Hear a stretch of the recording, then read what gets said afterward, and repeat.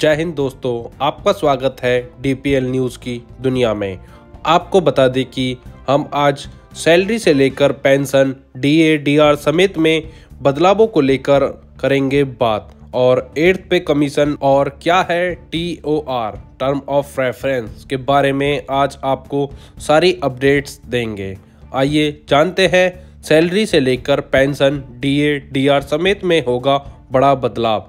क्या है टीओआर? आपको बता दें कि 8th पे कमीशन और सैलरी और डीए डीआर को लेकर बेहद ही बड़ी खबर है। कृपया वीडियो को अंत तक देखें जिससे आपको सारी अपडेट्स पता लग सके। केंद्र सरकार ने मंगलवार को 8वें केंद्रीय वेतन आयोग के गठन से संबंधित नियमों एवं शर्तों को मंजूरी दे दी। इस फैसले से देश भर के लगभग 50 लाख केंद्रीय कर्मचारी, सरकारी और 68 लाख पेंशन भोगियों को फायदा होगा। अधिक जानकारी के लिए सब्सक्राइब करें डीपीएल न्यूज़ और बेल आइकन को दबाना ना भूलें, जिससे हमारी अपडेटेड वीडियो सबसे पहले आप तक पहुंचे। बड़ी खबर आपको बता दें कि केंद्र सरकार ने मंगलवार को 8वें वेतन केंद्रीय आयोग के गठन से संबंधित नियमों एवं शर्तों को मंजूरी दे दी। इस फैसले से देश भर के लगभग 50 लाख केंद्रीय कर्मचारी और 68 लाख पेंशन भोगियों को फायदा होगा। आपको बता दें कि केंद्र सरकार ने मंगलवार को 8वें केंद्रीय वेतन आयोग के गठन से संबंधित नियमों एवं शर्तों को मंजूरी दे दी। इस फैसले से देश भर के लगभग 50 लाख केंद्रीय कर्मचारी और 68 लाख पेंशन भोगियों को फायदा होगा। अब सभी की निगाहें आयोग के टर्म्स ऑफ रेफरेंस टीओआर यानी शर्तों की रूपरेखा पर टिकी है, जिसके जारी होते ही आयोग अपना काम शुरू करेगा।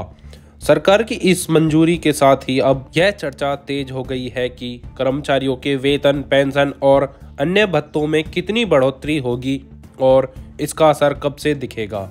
आइए विस्तार में समझते हैं क्या है टीओआर। टीओआर यानी टर्म्स ऑफ रेफरेंस वह दस्तावेज होता है जिसमें सरकार यह तय करती है कि वेतन आयोग किन मुद्दों पर सिफारिशें देगा। टीओआर के तहत आयोग के कार्य क्षेत्र और जिम्मेदारियां तय की जाती हैं, जिसे किन कर्मचारियों और पेंशन भोगियों को आयोग के दायरे में शामिल किया जाएगा, किन वित्तीय और आर्थिक पहलुओं पर ध्यान देना होगा, भत्तों, अलाउंस, पेंशन, ग्रेच्युटी आदि का पुनर्मूल्यांकन कैसे होगा। इसके अलावा आयोग को अपनी रिपोर्ट्स कितने समय में प्रस्तुत करनी है। संक्षेप में कहें तो टीओआर की वह आधार है जिसके अनुसार कर्मचारियों के वेतन और पेंशन में बदलाव तय किया जाता है। बड़ी खबर आपको बता दें कि 8वें वेतन आयोग के लिए प्रस्तावित टीओआर क्या है। 22 जुलाई 2025 को राज्यसभा में संसद भुवनेश्वर कलिता के एक अलंकित प्रश्न अनस्टेड क्वेश्चन के जवाब में वित्त राज्य मंत्री पंकज चौधरी ने यह जानकारी दी कि 8वें वेतन आयोग के लिए स्टाफ साइट NCJCM द्वारा प्रस्तावित टीओआर को कार्मिक एवं प्रशिक्षण विभाग DOPT के माध्यम से सरकार को भेजा गया है। अब आगे हम आपको प्रस्तावित बिंदुओं को डिटेल में बताएंगे। वेतन, भत्तों और रिटायरमेंट लाभों की समीक्षा, केंद्रीय सरकारी कर्मचारियों के निम्नलिखित वर्गों के लिए वेतन संरचना, भत्ते, पेंशन, ग्रेच्युटी और अन्य सुविधाओं की समीक्षा। दूसरा, वेतन संशोधन की प्रभावी तिथि, सभी केंद्रीय सरकारी कर्मचारियों के लिए नया संशोधित वेतन पैकेज 1 जनवरी 2026 से लागू करने की सिफारिश। तीसरा है कि न्यूनतम वेतन निर्धारण का आधार, वेतन आयोग को यह सुनिश्चित करना होगा कि कर्मचारियों को सम्मानजनक जीवन यापन योग्य न्यूनतम वेतन मिले। और चौथा, पे स्केल मर्जर, लेवल 1 को लेवल 2 से, लेवल 3 को लेवल 4 से और लेवल 5 को लेवल 6 से मिलाने का सुझाव। MACP योजना में सुधार, मौजूदा modified assured career progression MACP में पाई जा रही विसंगतियों को दूर करना, कम से कम 3 प्रमोशन सेवा अवधि में सुनिश्चित करना। आइए जानते हैं अंतरिम राहत के बारे में। कर्मचारियों और पेंशनर्स को तुरंत अंतिम राहत देने की सिफारिश। 7वां, महंगाई भत्ता राहत का विलय। निश्चित प्रतिशत के अनुसार महंगाई भत्ता DA और महंगाई राहत DR को वेतन एवं पेंशन में तुरंत जोड़ने की सिफारिश। 7वें वेतन आयोग की विसंगतियों का निपटारा, पेंशन और रिटायरमेंट लाभों में सुधार। पुरानी पेंशन योजना ओपीएस की बहाली पर विचार, चिकित्सा सुविधाओं में सुधार, सीजीएचएस में सुधार। आपको बता दें कि बच्चों की शिक्षा सहायता सीईए एडवांस की बहाली, वर्तमान परिस्थितियों के लिए अनुरूप आवश्यक एडवांस की पुनः शुरुआत और पहले से समाप्त एडवांस को बहाल करने का प्रस्ताव।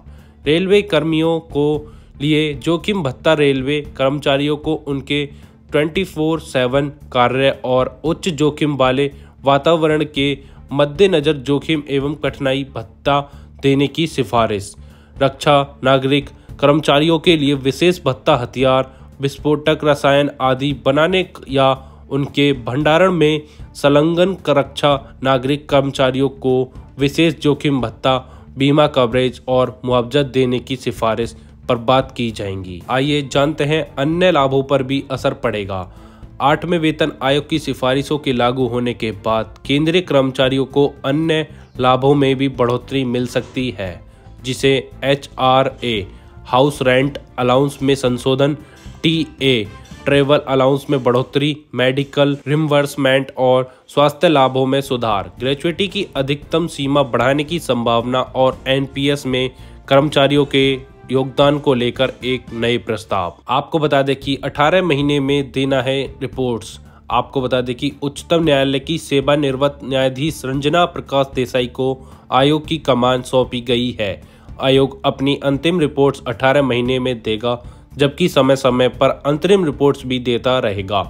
सरकार ने आयोग की सिफारिश से लागू होने की तारीख के बारे में पूछे जाने पर कहा, इसकी विशिष्ट तिथि अंतिम रिपोर्ट आने के बाद ही तय की जाएगी, लेकिन ज़्यादा संभावना है कि यह 1 जनवरी 2026 से प्रभावी हो जाएगी। बड़ी खबर आपको बता दें कि केंद्र सरकार ने मंगलवार को 8वें केंद्रीय वेतन आयोग के गठन से संबंधित नियमों एवं शर्तों को मंजूरी दे दी। इस फैसले से देश भर के लगभग 50 लाख केंद्रीय सरकारी कर्मचारियों और 68 लाख पेंशन भोगियों को फायदा होगा। ऐसी ही डेली अपडेट्स के लिए सब्सक्राइब करें DPL न्यूज और बेल आइकन को दबाना ना भूलें, जिससे हमारी अपडेटेड वीडियो सबसे पहले आप तक पहुंचे।